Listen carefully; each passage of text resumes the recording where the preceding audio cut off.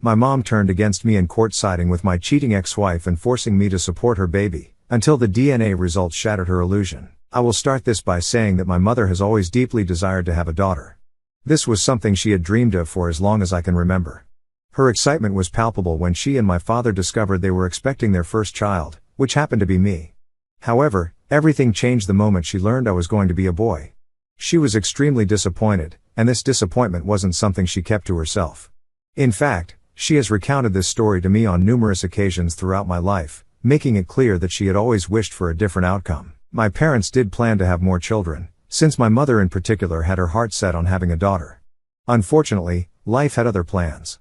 After I was born, my mother started experiencing severe health complications which, over the years, made it impossible for her to carry another child. The idea of never being able to conceive again was devastating for her. I can only imagine the emotional weight of that loss, and it's one I think she still carries to this day. It must have been an incredibly painful realization for her that the dream of having a daughter would never come true. In the years that followed, my mother would often speak about her yearning for a daughter, a sentiment that seemed to intensify as time went on. I would notice how she doted on my female cousins, lavishing them with affection and attention that felt like an expression of the maternal love she had always hoped to give a daughter of her own. Whether it was through extra gifts, affection, or simply the way she treated them, there was a clear difference in how she related to them compared to me. Oddly enough, this behavior of hers didn't really bother me for much of my life. I had accepted that this was just who my mother was, and I didn't take her favoritism towards my female cousins personally. I knew she loved me, and for the most part, I was at peace with it. That is, until my ex-wife Sophia entered the likewise. Sophia was the daughter of my mother's long-lost best friend from high school, someone my mother had reconnected with after many years of being out of touch. When my mother met Sophia for the first time, she was taken aback by how beautiful she was and instantly became fixated on the idea that Sophia would be the perfect match for me. At that time, I was single, and my mother had been somewhat relentless in her efforts to set me up with various women, but none of those attempts really stuck. This time, however, she was determined and persistent.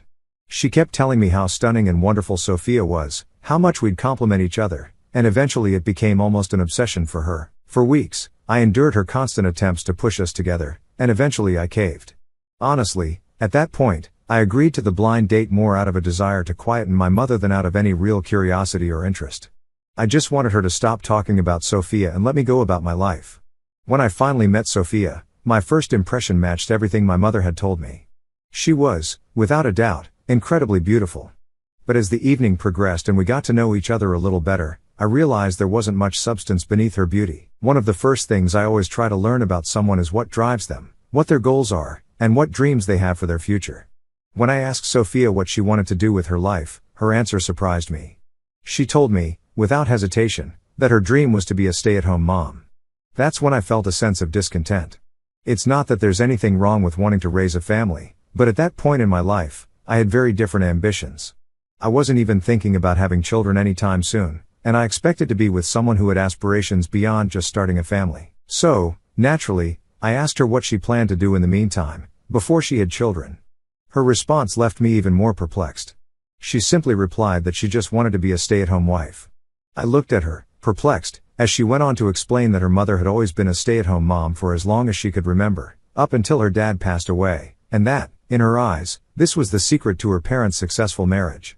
While I could respect that it worked for her family, it felt completely different from what I was looking for in a partner. I wanted someone with passion, someone driven by a sense of purpose, whether in a career or a personal pursuit. The idea of someone wanting to be a stay-at-home spouse from the start didn't align with my values at the time. Sophia and her mom were living with their uncle, who was covering all their expenses, since her mother still didn't want to work. When I came back from that first date with Sophia, I was undeniably disappointed. I had gone into the date with low expectations, mostly because I wanted to appease my mother, but coming out of it, I knew this wasn't what I was looking for. Naturally, my mother wasn't too pleased when I shared my thoughts. In fact, she was visibly upset, almost as if I had personally wronged her by not giving Sophia what she considered to be a real chance. She kept telling me that I hadn't taken the time to truly get to know Sophia, insisting that if I just tried a little harder, I would see what she saw. But I had made up my mind. I told her, as firmly as I could, to let the idea of us go and that it was best if we both moved on. I should have known better, though. My mother was not someone who gave up easily, especially when she had her heart set on something, or, in this case, someone. Not too long after that, my mother invited me over to her house, which wasn't unusual. She would often ask me to come by for dinner or just to catch up. But this time, when I arrived, I noticed that Sophia was there as well. Apparently, my mother had taken it upon herself to invite Sophia over so she could force another meeting between us. Once I arrived, both my mother and father hurried out of the house with almost mischievous smiles, saying, "Enjoy your date." I was absolutely mortified. Judging by Sophia's reaction, I'm sure she felt the same. We stood there for a moment, awkwardly looking at each other, neither of us knowing quite what to say or how to handle the situation. It was like being set up on a date you hadn't agreed to, right in the middle of my own parents' home, with no escape in sight. For a few minutes, we just stood there in silence, unsure of what to do. I could have easily made an excuse and left, but I didn't want to embarrass her further. After all, she was as much a victim of my mother's overzealous matchmaking as I was. So, instead of bolting, we both exchanged awkward laughs, acknowledging how bizarre the situation was, and eventually sat down to talk. I figured since we were already there and had nothing better to do, I might as well ask her to tell me more about herself. She admitted rather openly that she had liked me after our first date and was under the impression that I had liked her too. But then, when I never called her back or made any effort to reach out, she was left feeling confused. I told her, as gently as I could, that while she was indeed a kind and beautiful person, I felt like we had very different goals in life, since she desired to be a stay-at-home wife. Sophia then explained to me that her intention wasn't just to sit around the house doing nothing. Even if we didn't have children right away, she started to talk more about her volunteer work at the church and how she dedicated her days to working with children and helping those in need. Her explanation gave me a new perspective. I started to see another side of Sophia, one that I hadn't fully appreciated before. I realized that, at her core, Sophia seemed to be a genuinely warm, kind person, or at least that's how she portrayed herself to me initially. Although she wasn't exactly driven by career ambitions or lofty personal goals, she seemed to have found her purpose in caring for others, and that level of generosity of spirit is rare. So, despite the reservations I had and the lingering doubts about our compatibility, I decided to take a leap and ask her out on another date. Sophia and I ended up dating for about a year before we decided to take the next step and get engaged. I had also been promoted at work during this period, which significantly boosted my income and gave me a sense of stability. I felt financially comfortable enough to support Sophia once we got married, which gave me the confidence to propose to her. However, the timing of the proposal wasn't entirely my decision alone. Both our mothers, particularly mine, had been subtly pushing for us to get married sooner rather than later. They kept reminding us that Sophia's biological clock was ticking, even though neither of us had immediate plans to start a family. But the pressure from them was ever present, and their insistence made me think that getting married sooner was the natural next step. When we finally got engaged, my mother, true to her nature, took charge of the wedding planning. She insisted on having a grand ceremony, sparing no expense, and offered to pay for the entire event herself. My mother was determined to make Sophia's dream wedding come true, as if it were her own daughter's wedding, a gesture that was both generous and somewhat overwhelming. From the venue to the flowers to the guest list, no detail was too small for her to obsess over. The ceremony ended up being incredibly lavish, much grander than I had anticipated, but seeing how happy Sophia was made it all worthwhile. After the wedding and the honeymoon, I quickly resumed my routine at work, diving back into my job, which was more demanding than ever due to my recent promotion. Meanwhile, Sophia moved into my place and, just as we had discussed before, she began to fully embrace her role as a stay-at-home wife. She wasn't idle, though. True to her word, she continued her volunteer work at a church in my locality, which she had always been passionate about. However, it wasn't long after we settled into married life that I started noticing some things about Sophia's routine that seemed off. Since we had never lived together before, I was learning all these little details about her day-to-day habits that I hadn't been aware of when we were dating. One thing that really stood out was how she regularly insisted that I send money to her mother every month. She argued that we had more than enough and that, as a good son-in-law, it was my duty to help support her mom. I found it odd, especially since this was never brought up before our marriage. I always assumed her uncle took care of her mother's needs, but now, out of nowhere, I was expected to contribute financially. Secondly, Sophia would often go out and come back home really late in the evening. I expected that, since she was a stay-at-home wife, she'd be at home more often, handling household things like cooking and cleaning during the day. But instead, she always seemed rushed when I got back from work and would frantically start to cook dinner late in the evening. Whenever I asked about why she was coming home so late, she would tell me how she was helping someone, whether it was a homeless person she met or a kid from the community who needed some guidance. I didn't want to discourage her from doing what she felt was meaningful, but at the same time, I thought there was at least an understanding that, As a homemaker, she would handle certain household responsibilities. This wasn't happening.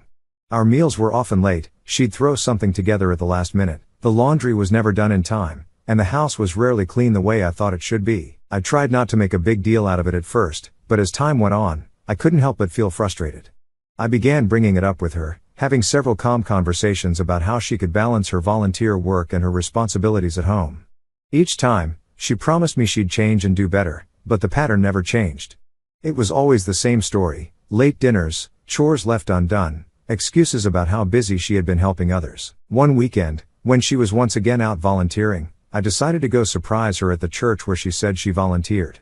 I thought maybe it would be nice to spend some time with her in her element, and I figured I could even lend her a hand if she needed help with anything. When I arrived at the church, I asked around for Sophia, expecting to find her in the middle of her volunteer work. However, the people at the church seemed confused when I mentioned her name, and after asking several people, it became clear that my wife had never volunteered there. In fact, no one knew who she was. I felt a knot form in my stomach as I processed this. For months after our marriage, Sophia had been telling me that she spent her days at this particular church volunteering, but now I was hearing that she hadn't even set foot in the place. I kept trying to convince myself that maybe I had made a mistake, perhaps I had misunderstood the name of the church, or maybe she volunteered somewhere else nearby. Later that evening, when she came home, I decided to play it cool. I casually asked her how her day was, and she launched into her usual explanation of how hard she had worked that day, telling me in detail about all the people she had helped and the things she had accomplished. After she finished, I asked her directly what church she had been volunteering at, just to see if she'd give me the same answer. Sure enough, she repeated the name of the church I had visited earlier, the same one where I had been told she didn't work. That's when it became clear to me that something was seriously wrong. Sophia had been lying to me, not just once but repeatedly, about where she was spending her time. It wasn't just a simple misunderstanding, she had been deliberately deceiving me, and I couldn't figure out why. What was she really doing all day? Why was she lying to me over and over again? Something was definitely up, and I was determined to get to the bottom of this. The very next day, instead of heading to work as usual, I parked my car a few feet away from our house, far enough to stay out of sight but close enough to keep an eye on Sophia. I had made up my mind, I was going to follow her and see where she spent her day.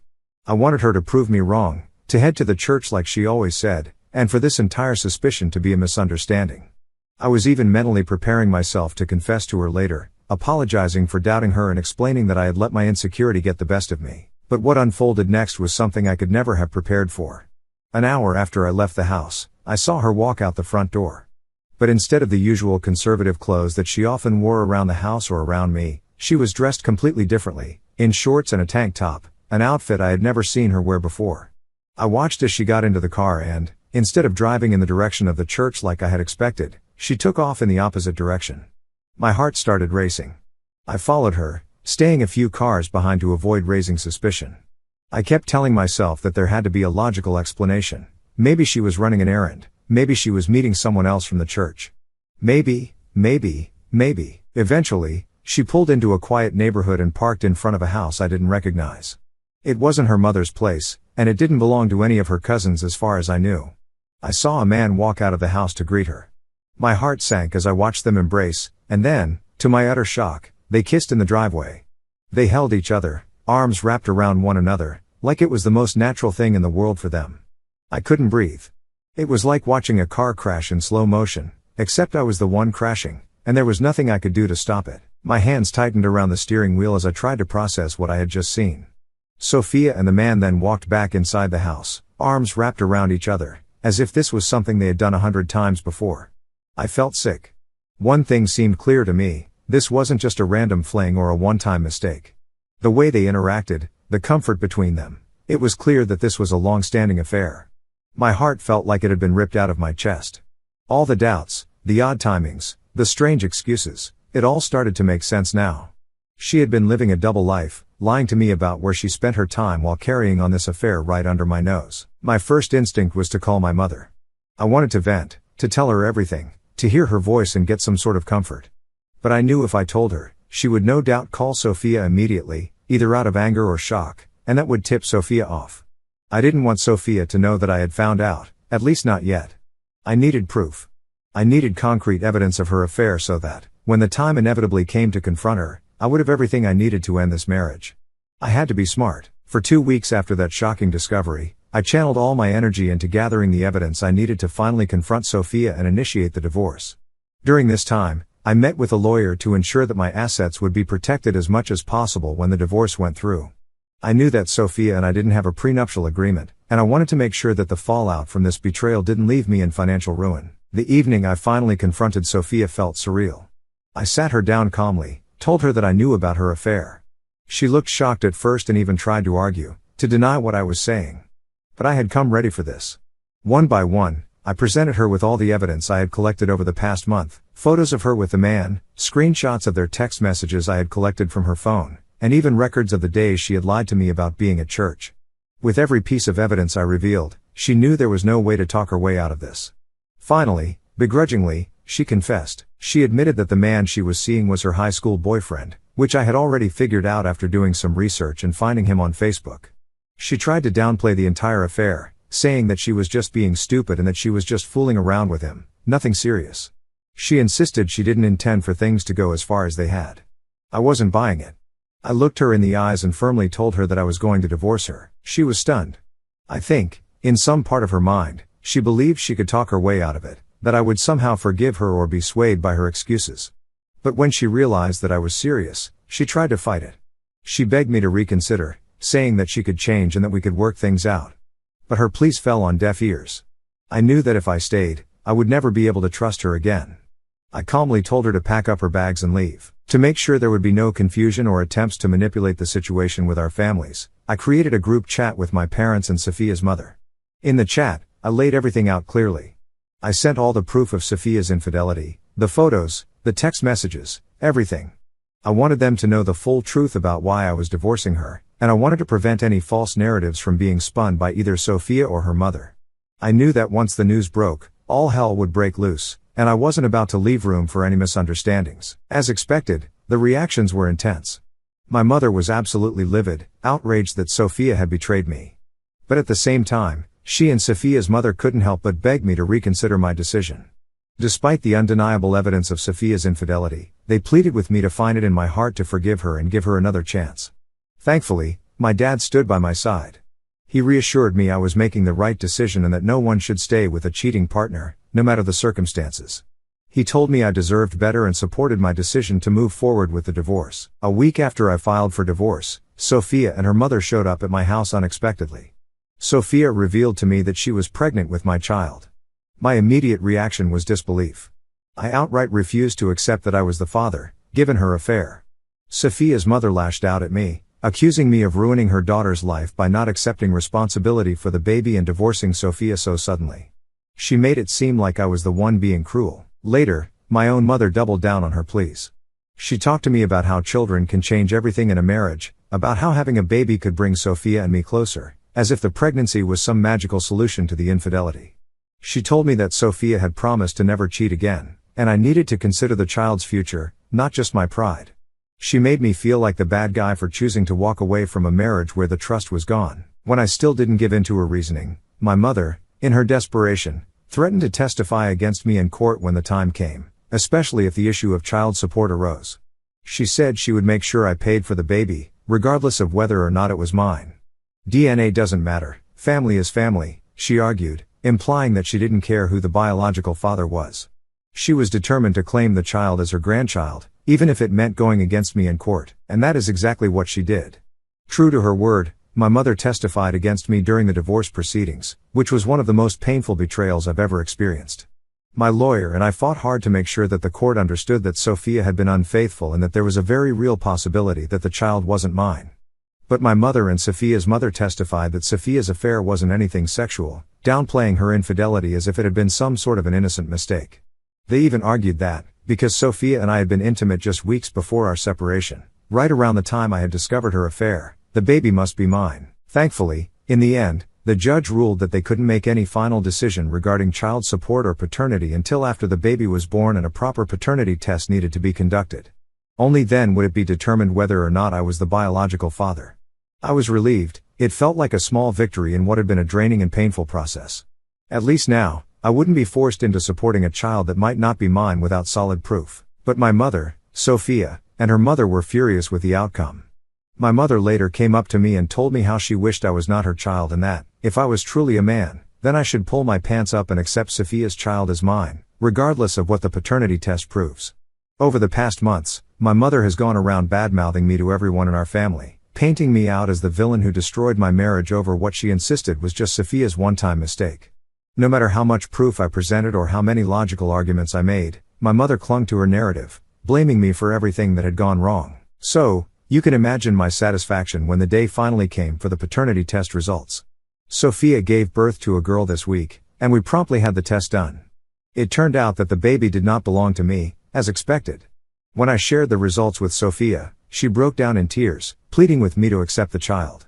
She argued that her friends and family were going to shun her and her daughter if I didn't step up and take responsibility. I felt a deep pit of sympathy for her situation, but it didn't change the fact that I was not the father. "I'm sorry, but I can't do that," I told her firmly. "It's no longer my responsibility." Since then, Sophia has continued to call me and leave me voice messages, begging me to reconsider. So, for everyone asking, Sophia is arguing that, since I probably won't have kids anytime soon, I should think of this baby as mine, even though she cheated on me. She also revealed that the guy she was having an affair with, her high school sweetheart, had refused to marry her. In fact, he has never been ready to settle down, which is why she had to marry me in the first place. It's clear she wanted to use me as a cash cow while continuing her affair with him. Honestly, I hope she at least takes him to court for child support, but at this point, I just don't care anymore. I took everyone's advice and made a Facebook post to publicly announce that I am not the father of Sophia's child. I was tired of my mom supporting Sophia after the way she had cheated on me and wanted to humiliate her just the way she had done to me for months on end. Well, guess what? After I made my post calling out my mom for backing Sophia, she called me furious because people had started to turn on her. She accused me of betraying her, which was ironic since she was the one who actually backstabbed me by testifying against me in court and trying to make me pay child support. A lot of my mom's friends and relatives had actually believed her at first, but now, with the paternity test results in, it is clear that my mom was wrong about Sophia. People are calling her out in the comments of my post, as well as to her face, telling her she needs to be a better parent to me and how I am the actual victim in this situation. After my mother called to yell at me, she and dad ended up having a huge fight. He was fed up with her constantly bullying me and threatened to leave her if she didn't drop her crazy idea of forcing me to accept Sophia's child, even though it's not mine. My parents have decided to separate this past month. This is because my mom has refused to change and has even started calling herself grandma to Sophia's baby. She's been giving Sophia money every month for the baby and even volunteers to babysit her child. It seems like she's finally living out her dream of having a long-lost daughter, just like she had always wanted. However, my dad has grown tired of this, as he feels this is borderline inappropriate and wants nothing to do with Sophia or her child. This has resulted in multiple fights where my mother has refused to take accountability. As a result, my dad has moved out and has been staying with me. It breaks my heart that my mom is choosing to focus on my cheater ex-wife's daughter over her own family. Anyway, my dad will be talking to a lawyer this week and moving forward with a divorce.